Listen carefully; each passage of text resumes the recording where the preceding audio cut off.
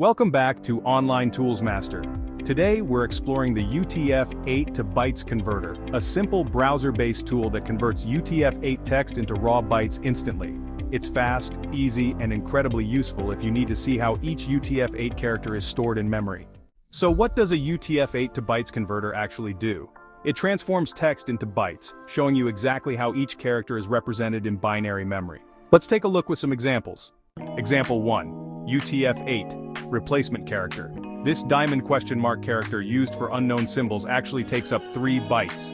With UTF-8's multi-byte encoding, each character can vary in length from 1 to 4 bytes.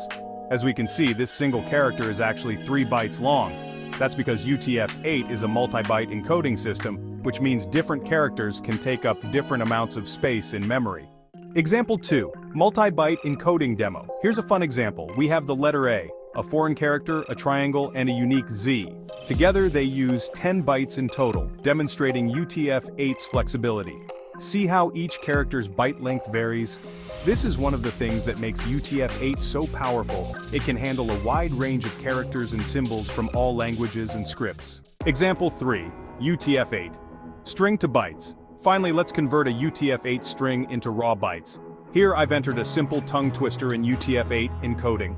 Once we hit convert, we see a long list of hexadecimal bytes as the output.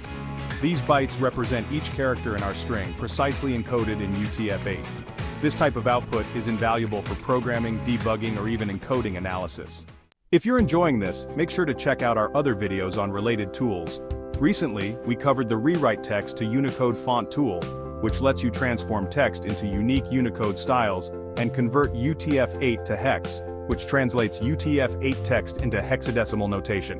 Links are in the description. Thank you for watching.